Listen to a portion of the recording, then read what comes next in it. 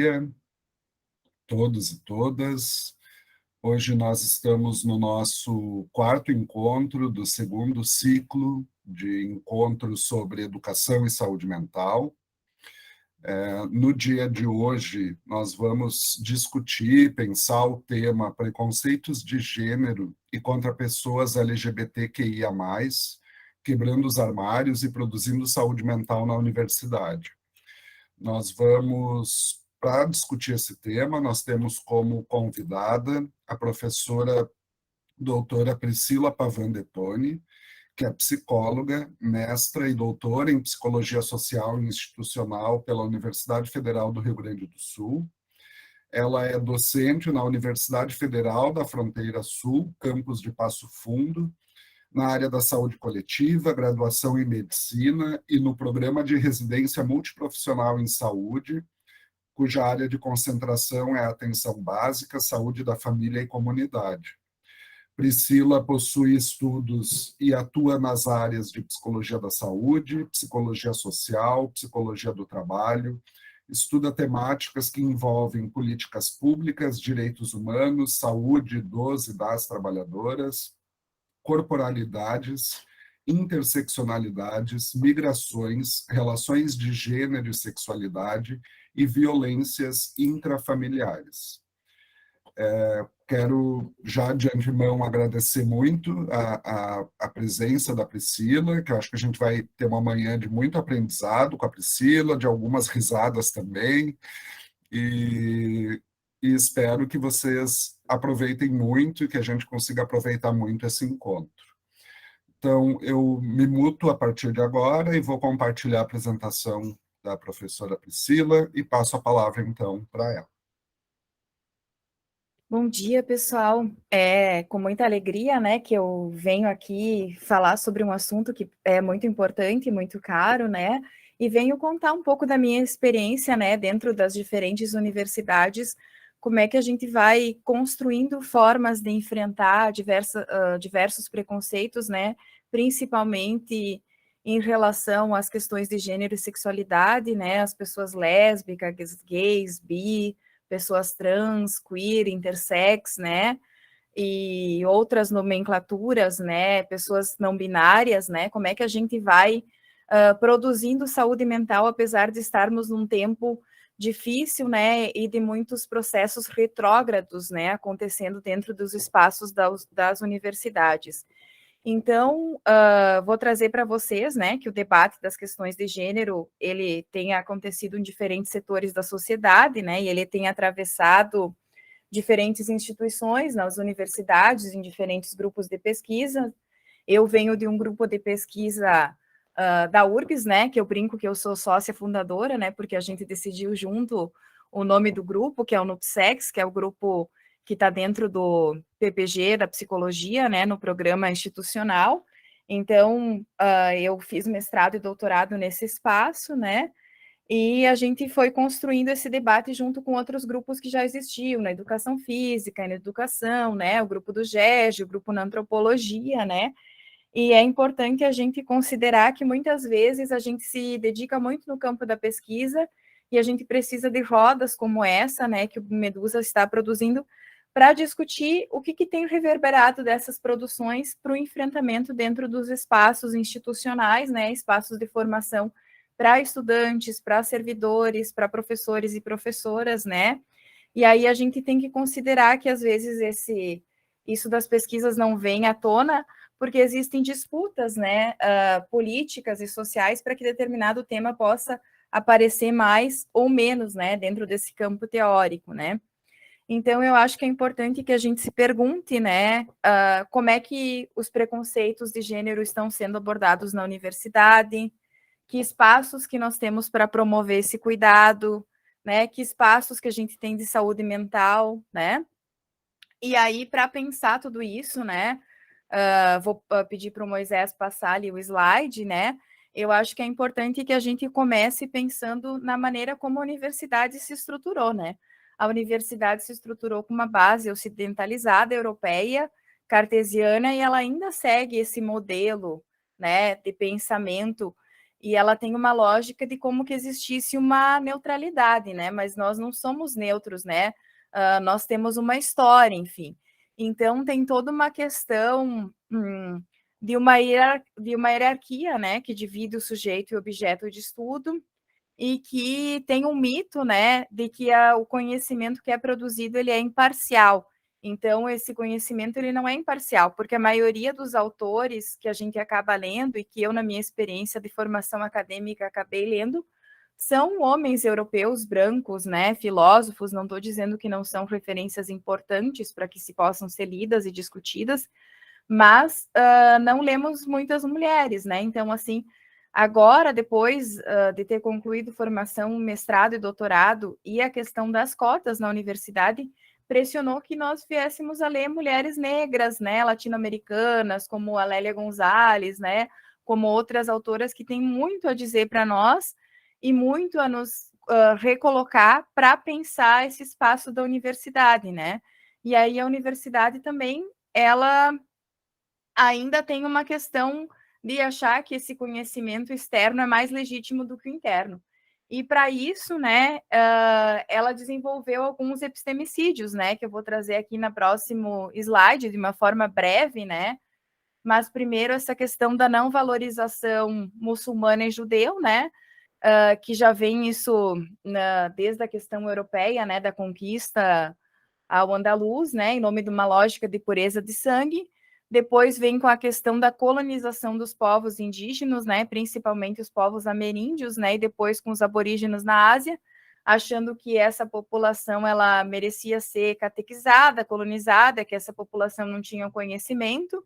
E aí hoje a gente se pergunta como é que vamos conhecer uma floresta se não com os indígenas, né? E isso acaba sendo perpassado ainda pelo preconceito, né, que se tem outros modos de vida, outras lógicas de sexualidade e de gênero também, como se não fossem legítimas, né?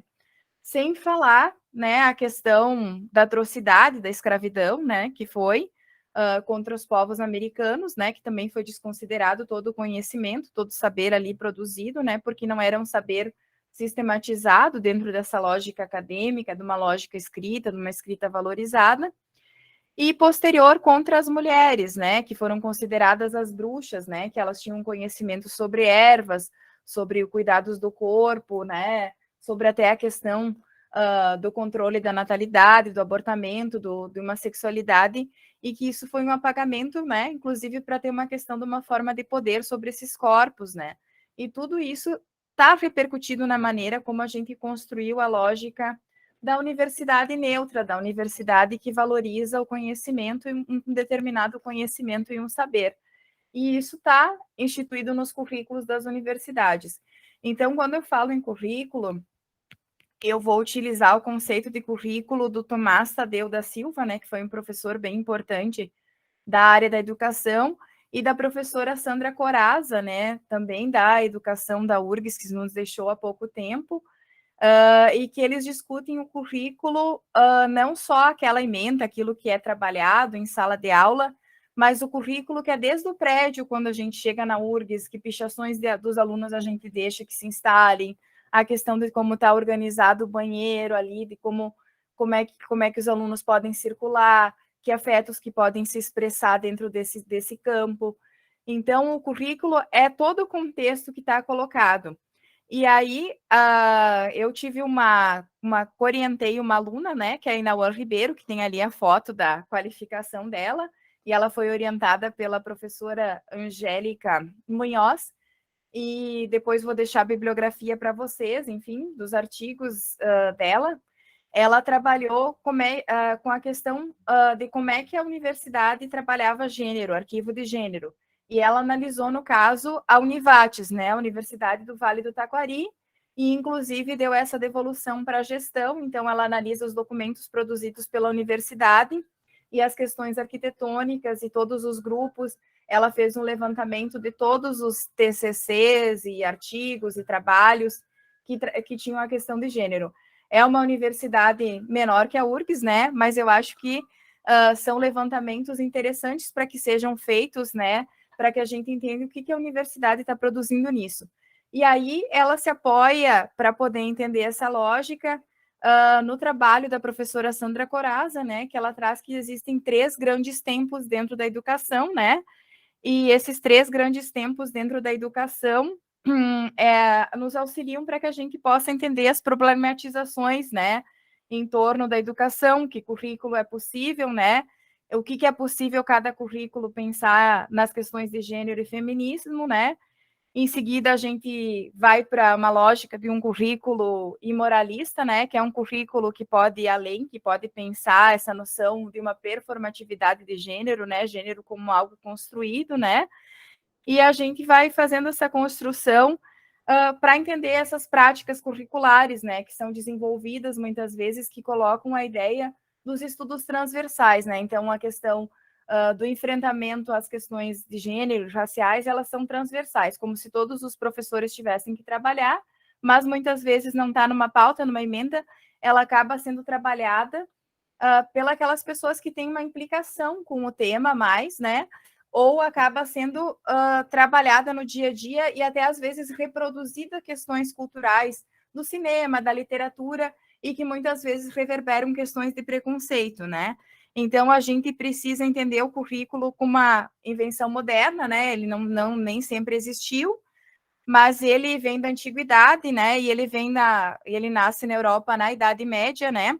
Pode voltar agora. E nesse período ele foi estruturado, né? Com um sistema de noção de blocos, né? Principalmente para entender questões, né? E aí o currículo ele traz essa questão, né? O primeiro bloco do currículo a gente pode entender, como a professora Sandra coloca ali, a ideia relacionada a um princípio de uma determinação que é chamada de neutralidade iluminada, né? Nesse tempo, ocorre a emergência da pedagogia, né, das teorizações do currículo que são atravessadas pela religião católica, né, apostólica romana, e que também se acham calcados nas ciências, nos valores humanistas, e aí falam da educação para todos, né, para todos os homens, né, não para as mulheres, né, que as mulheres nessa época não tinham acesso ao estudo, e muito voltado para a lógica do mundo do trabalho. E nesse primeiro momento, né, dessa neutralidade iluminada, não tem nenhuma aproximação com os estudos de gênero e nem o feminismo. E a gente até pode entender que a primeira onda feminista, ela luta para que as mulheres tenham direito ao voto, ao trabalho e ao estudo, né, sem que sejam autorizadas pelos seus pais ou pelos seus maridos, mas não se reivindica ainda que esses conteúdos sejam discutidos dentro da universidade. Aí agora a gente pode passar. Já no segundo tempo, né, da educação, ele surge a condições que questionam essa neutralidade, né, iluminada. E aí é um tempo que a Sandra Corazza, né, intitula esse tempo de suspeita absoluta, né? E existe uma polarização entre os liberais e os marxistas, né? Mas é um tempo de politização da educação, em que os currículos passam a ser críticos, radicais, emancipatórios, progressistas, né? Esse é um tempo muito marcado pela questão do Paulo Freire, né? E ele é uma produção que, às vezes, ele é mais valorizado fora do Brasil do que dentro do Brasil, né? Por ser latino-americano, não é um autor que a gente lê tanto assim, né? E aí, esse currículo, ele coloca em suspensão essas lógicas, né? E ele traz teorias críticas, né? E aí o professor Tomás Tadeu vai contribuir também nesse sentido, falando que ali começam as primeiras questões da teoria feminista, né, no campo da educação, principalmente influenciado onde o feminismo começa a ganhar força na questão acadêmica, né, questionando, por exemplo, por que nos materiais didáticos, né, se performa sempre o médico homem, a mulher enfermeira, a mulher professora das crianças, aí quando a gente pensa um professor universitário, a gente pensa um homem, né? E aí a gente naturaliza certas visibilidades, né? E aí, a partir desse momento, os estudos feministas, eles passam a integrar discussões do currículo e questionar toda essa lógica de neutralidade. E aí tem um movimento forte nos Estados Unidos, né? Que cria a chamada pedagogia feminista, né? Que desenvolve um ensino que reflete esses valores, né, e que contrapõe as práticas tradicionais pedagógicas, né. Então, é importante observar, né, como é que o feminismo veio se dando nisso, e nisso já vai sendo atravessado por essa questão da segunda onda, né? E aí a professora Sandra faz uma reflexão de um terceiro tempo da educação, né, que a gente pode encontrar, que talvez é o tempo que nós vivemos, mas eu acho que esses tempos estão sobrepostos, né, que às vezes a gente regrediu e a gente voltou para o primeiro tempo, né, porque, por exemplo, eu trabalhava muito com os alunos e os estudantes fazendo formações sobre relações de gênero e sexualidade para adolescentes nas escolas, e nos últimos anos nós fomos proibidos de fazer essa discussão, e aí isso é bem preocupante, porque o número de gravidez na adolescência, o número de situações de abuso e exploração sexual infantos juvenis tem aumentado, né? E eu acredito que o único método, né, de lidar com todas essas demandas é via educação, né? Via o conhecimento do corpo, via o conhecimento disso, né? Que a gente deveria estar nesse terceiro tempo, né? De uma prática curricular, que é o desafio da diferença pura, como a Sandra Coraza nomeia, né? E aí é um tempo da pós-modernidade que configura a aceitação da diferença, né? E traz essas questões de que nós temos outros diversos, né? Não temos outro idêntico, né? E aí ela denomina essas características de teorias pós-críticas do currículo, né? As quais são compreendidos para além dos projetos institucionais e estatais.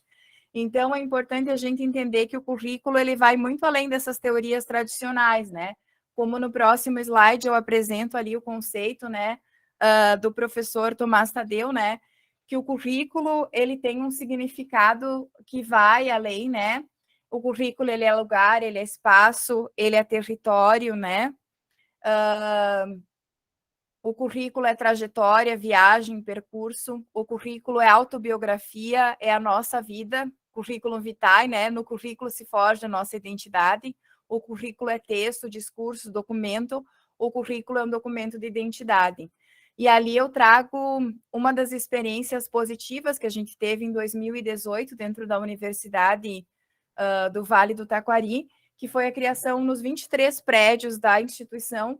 No primeiro andar, a gente criou um banheiro sem gênero, um banheiro acessível em todos os prédios, né? E a ideia de ter um banheiro sem gênero, porque na época existiam 5 ou 6 alunos e alunas que estavam no processo de transição de gênero ou se intitulavam pessoas trans.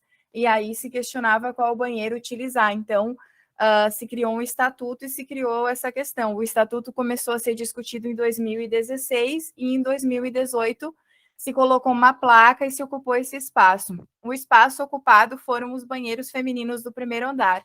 E aí isso gerou uma série de debates, e eu acho que esses debates, eles promoveram educação dentro do currículo. Inclusive, tinham famílias que ligavam dizendo, isso é o fim, como é que podem ter criado um banheiro assim? Mas a gente sabe que muitas pessoas trans, por não poder serem impedidas de usar tanto o banheiro feminino quanto o masculino, pararam de estudar ou tiveram questões de saúde graves, né, como incontinência urinária e outros, né? Então, isso também é currículo, né? E que bom que a instituição pôde entender isso como um processo de currículo e manteve. Então, assim, claro que foi riscado, foi pichado, depois essas placas foram substituídas por um espaço que não pôde mais se pichar, se marcar em cima delas, né? E aí um outro questionamento, que esses banheiros eles foram utilizados no primeiro andar para ter acesso a pessoas cadeirantes, né?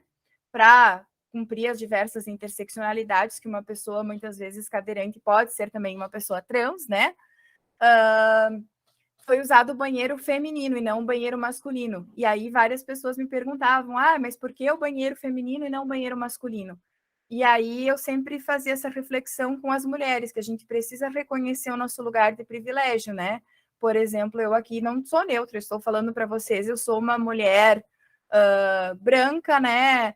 Hétero cisnormativa, hétero cisgênera, né? Sou uma mulher de classe média, uma mulher, né, que possui doutorado, como Moisés me apresentou.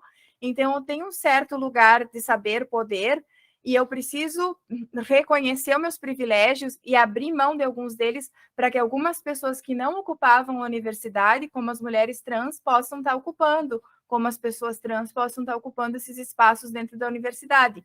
E talvez para mim, que sou mulher e que sofro já questões discriminatórias, é mais fácil que eu faça a flexão desse lugar do que muitas vezes os homens, né? Então, é importante que a gente entenda essa amplitude do currículo, né? E que a gente entenda que o currículo pode sim incorporar questões, por exemplo, da teoria queer, né? Que é estudos com essa população LGBTQIA+, né? E aí esse termo queer, né? Para quem não conhece, é um termo que veio dos Estados Unidos, né? Com uma ideia pejorativa daquilo que era estranho, esquisito, incomum, fora do lugar, excêntrico, né? Mas o termo queer, ele nos ensinou que ele pode ser substantivo, adjetivo ou verbo, né? E ele questiona a normalidade, a normalização, ele estranha, ele perturba essa tranquilidade daquilo que a gente está acostumado muitas vezes a olhar dentro da universidade, e ele amplia essa nossa lógica de problematizar até os próprios movimentos feministas, né? Porque alguns movimentos feministas acreditam que o seu objeto é a mulher, mas que mulher é essa, né?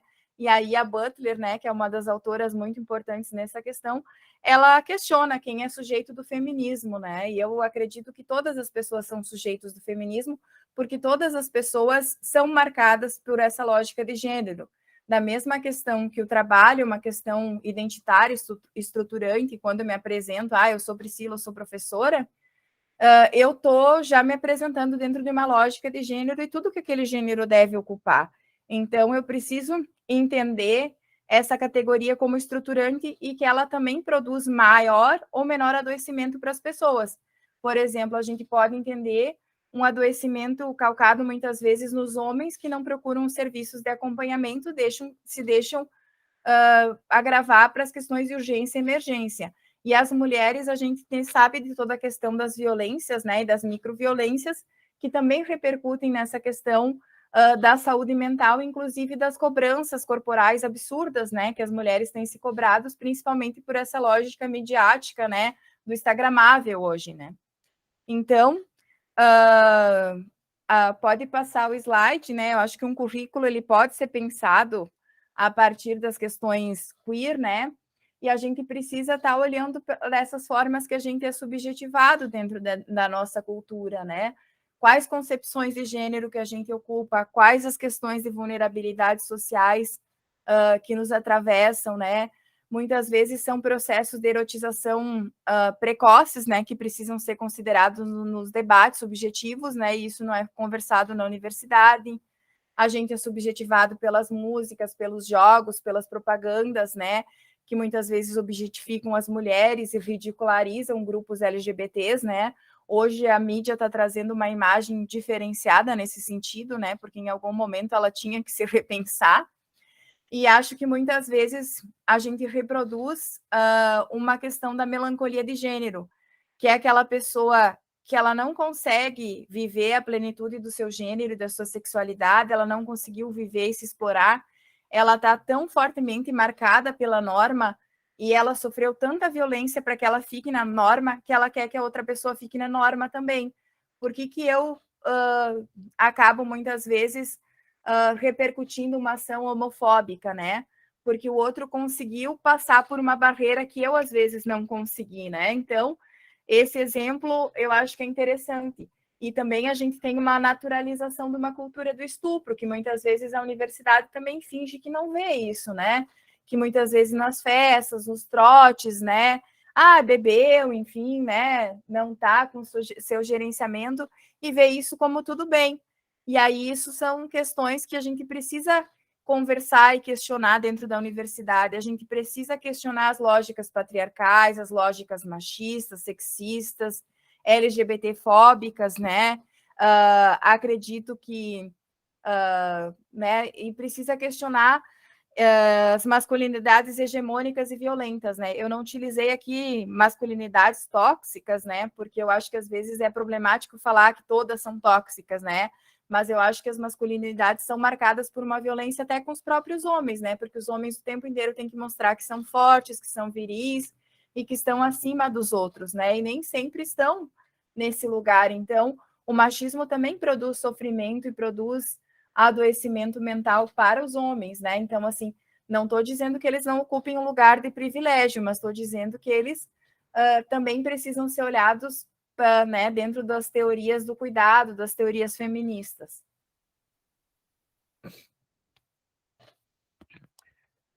Podemos passar. Então, o desafio de ter um currículo queer, né, é tentar pensar a partir dessas problematizações de gênero e sexualidade. Então, a professora Eliana Quartiero, que foi uma das professoras, né, que já trabalhou na URGS, né, trabalha agora no Instituto Federal, junto com o professor Henrique Nardi, a professora Guacira Louro, né, que foi uma das pioneiras que estudou gênero, né, ela traz essa questão de que seria uma postura mais ampla, né, de conhecimento, e a gente iria além desses limites, né, dessas epistemês dominantes que têm um preconceito contra essa diversidade étnico, racial, sexual, de gênero e até de outros modelos de família, né? Então, o currículo ele sempre traz consigo uma questão de sujeito, né? Ou sujeito autônomo, ou sujeito habilidoso, aquele que é competente, mas o currículo imoralista, né? Ele se pergunta por que esse sujeito e não outro sujeito que está ali, né? Então, o currículo ele sempre carrega valores, né? Do que é uma família tradicional, do que é um homem do bem, né? E aí o currículo moralista se pergunta, por que esses valores e não outros, né? Por que essa verdade e não outra verdade? Por que a gente quer esse tipo de sujeito e não outro?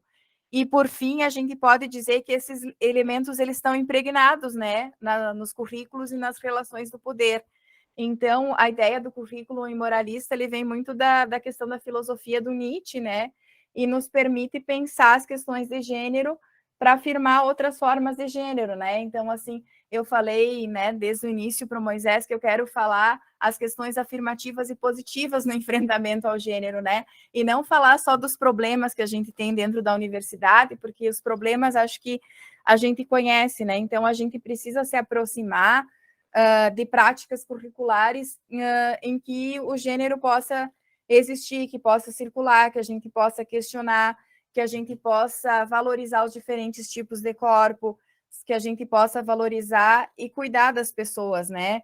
Inclusive cuidar, por exemplo, do lugar da maternidade dentro da universidade, né? Porque muitas vezes a gente exclui essa lógica de que a maternidade também acontece dentro da universidade, né? Pode passar. Então, eu acho assim, como é que a gente vai quebrar armários dentro da universidade, né? Como é que a gente vai produzir outras lógicas, produzir outras formas, outras linguagens, né? Eu trouxe aqui algumas imagens, né? A primeira imagem é num congresso ali com Moisés e Silvana, que foram meus colegas de doutorado, mas a Silvana foi minha primeira professora de psicologia social na URI, em Erechim, e que ela fez uma oficina para pensar sobre gênero, né? Então, assim, eu acho que a gente marca esses momentos de oficinas e que questiona, e aí ela fez a gente produzir um desenho do que seria um homem ideal, do que seria uma mulher ideal, e, na verdade, são figuras que têm tantos predicados que praticamente essa figura não existe, né? A outra fotografia é numa formação do NUPSEX, né, em que participou o pessoal da Casa do Estudante, né, a Grace, que é a psicóloga que vocês conhecem, que também faz parte do projeto Medusa, a Patrícia Brito, que trabalha com as questões indígenas na universidade, e aí outro momento também foi na Univates, em que a Univates promoveu algumas oficinas drags, né, que teve muita polêmica também, né, porque algumas pessoas, inclusive, questionaram, né, professores que fizeram essas oficinas dentro de escolas como se isso não fosse legítimo, né? Então, assim, se proibiu muito essa discussão dentro das escolas. Um outro momento ali é com a Bianca, que é uma professora do direito, defensora dos direitos humanos, né? O Tiago da rádio e a Jan, né? Que foi uma das primeiras alunas trans que entrou na Univates, historiadora, fez toda a formação, hoje ela é ganhadora do Prêmio Açorianos, no seu 6º ou 7º livro, e ela discute o tempo inteiro essas questões LGBT-fóbicas dentro do contexto do interior. Então, a universidade, ela tem se mostrado um lugar, apesar de tudo que a gente tem que mudar ainda na universidade, que ela ainda tem um segmento muito colonizado, a universidade ainda ela pode ser um lugar de acolhimento e às vezes é um lugar protegido para as pessoas poderem transicionar o gênero ou poderem existir dentro das suas performatividades. Porque assim, eu tenho acompanhado muitos alunos, além dessa questão da adolescência, início da vida adulta, muitas vezes não só isso, mas às vezes as pessoas moram numa cidade muito pequenininha, por exemplo, eu que vim de uma cidade de 4, 5 mil habitantes, e uma família muito conservadora, que não tem acesso às outras culturas, às outras informações, e muitas vezes a universidade, a casa do estudante, acaba abrindo essa possibilidade, sendo um lugar seguro que a pessoa já tinha o desejo, muitas vezes, de existir dentro de outra lógica. Então, a gente precisa também ver esses espaços de acolhimento, e quanto mais a gente disseminar a informação, fizer rodas, conversar, propagar as pesquisas que são feitas e propagar todo o sofrimento que essa questão da normatividade do gênero e de uma hegemonia heterossexual provoca nas pessoas, né? Essa lógica de hegemonia heterossexual, ela provoca um adoecimento, inclusive, nas pessoas héteros também, né? Porque ela coloca uma norma de relacionamento que, às vezes, não é viável cumprir numa lógica de vida como a gente se encontra, né? Então, eu acho que esses, né, quero falar dos bons momentos, falar das questões boas que a universidade pode proporcionar. Pode passar, Moisés. E aí eu acho que a gente tem que se perguntar, né, quais atitudes e comportamentos nós assumimos na universidade, né? Muitas vezes aqui, eu estou agora no curso da medicina, e aí eu escuto alguns professores falando assim, né, para as alunas meninas, assim, se você quer ter uma família, você não pode escolher a área da urgência e emergência, porque você pode ser chamado a qualquer momento da noite. E aí eu tenho questionado, e os homens podem, porque vai ter uma mulher cuidando da família dele, né? Então, a mulher também pode. Talvez esteja um homem ou uma outra mulher cuidando da família para essa pessoa, enquanto ela ocupa esse lugar de cuidado com outros, né? E aí eu acho que tem que se reproduzir isso, né? Mas ainda se reproduz, né? Qual seria a área mais tranquila para seguir?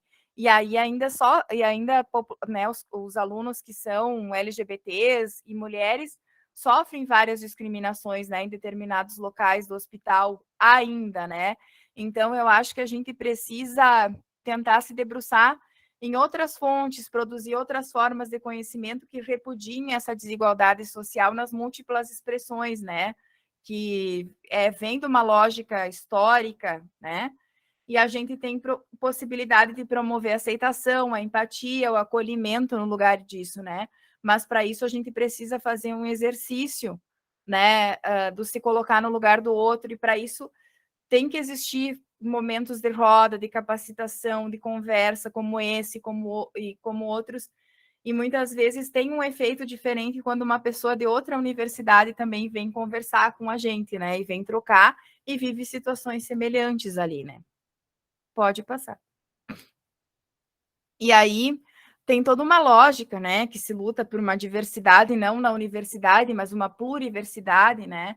E aí, para isso, acho que a gente tem que olhar todos os marcadores sociais da diferença e da interseccionalidade, né? Não só como um somatório, mas como algo que nos compõe enquanto sujeitos, né? Essa questão do não preconceito por geração.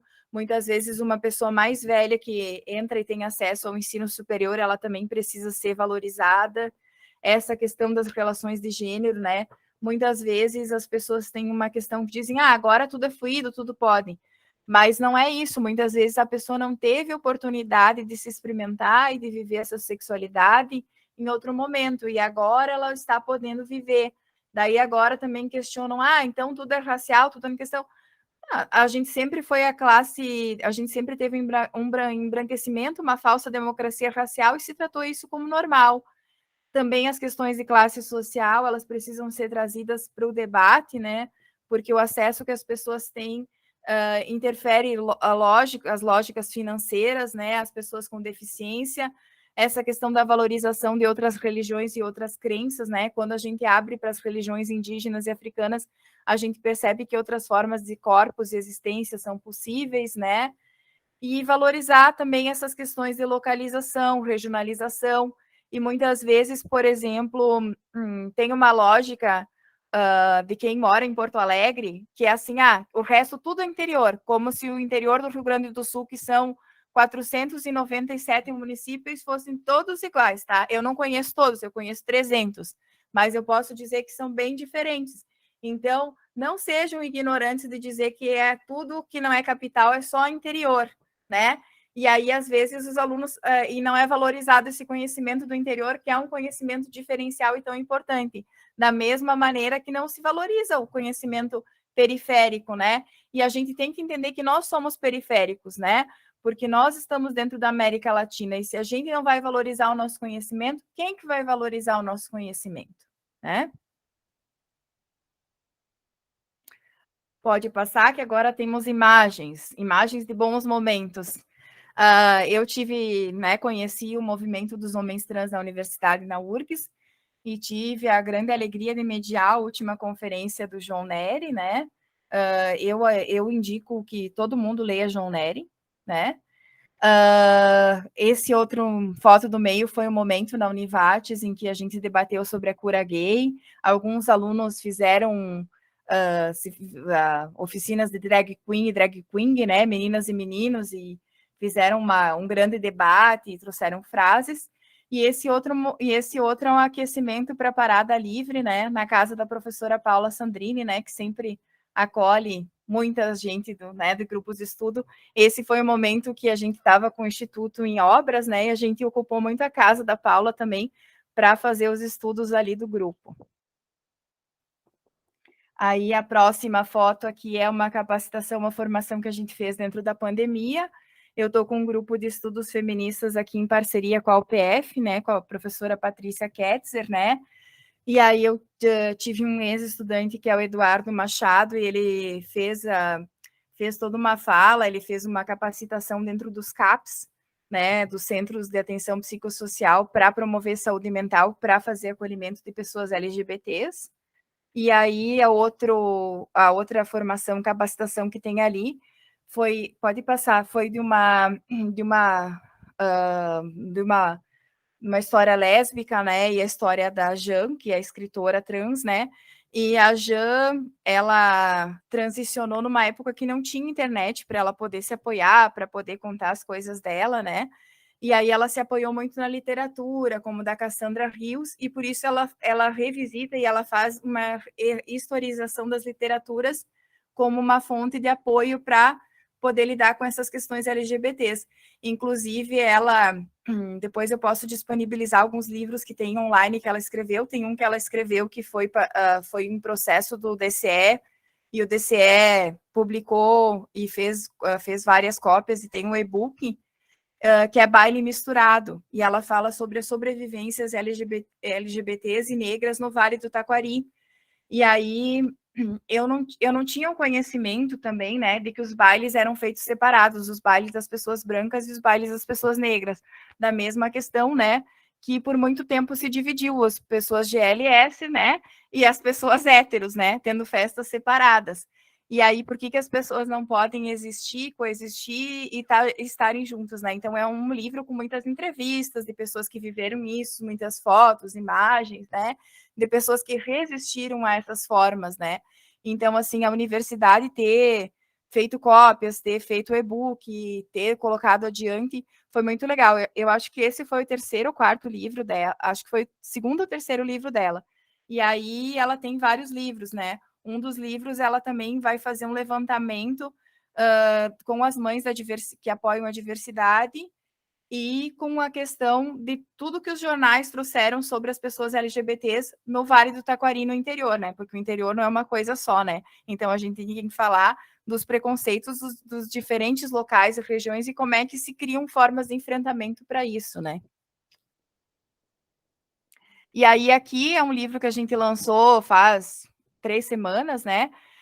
Junto com o grupo da professora Patrícia Ketzer, da Bruna Bortolini de Oliveira, né? Com o nosso capista e também escritor Robson Rocha, e eu, e aí tenho acesso ao livro do que está sendo produzido aqui em Passo Fundo nas discussões de gênero.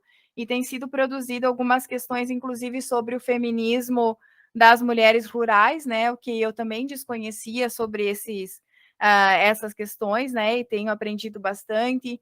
Tem se discutido as questões das masculinidades no interior e como é que se tem essas reflexões, né? dessa masculinidade dentro do interior, né? Então, eu acho que a gente precisa estar lendo também o que está sendo produzido dentro do nosso entorno, dentro do nosso contexto. A gente precisa estar conversando sobre isso, né? A gente precisa estar revivendo esses temas contemporâneos, né? Por que as mulheres foram mais afetadas na pandemia? Por que as mulheres sofrem mais na luta da moradia, né? Por que as questões de cuidado em saúde, religiosidade, educação política, corporalidades, exposição sexual, relações abusivas, o movimento feminista camponês, né? Como é que a gente pensa, né, esses processos de abuso e exclusão das mulheres e de sexualidades não hegemônicas nos mais variados âmbitos da sociedade, né? Então, assim, eu penso que o lugar da universidade é poder produzir diferença, é produzir que outras formas de existência possam existir. E aí uma questão que eu sempre pergunto para mim todos os dias, né, e para os meus alunos, é essa frasezinha que vem a seguir, né, e que eu li ali perto da URGS, né, numa escolinha que fechou, ali atrás do espaço de comunicação, né, pichada, e que depois ela foi recolocada em outros lugares, né?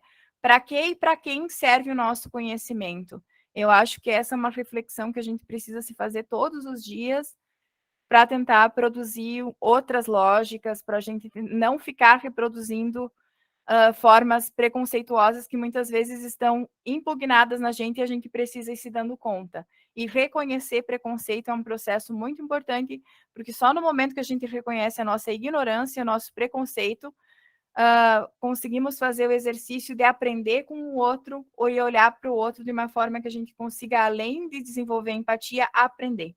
Né?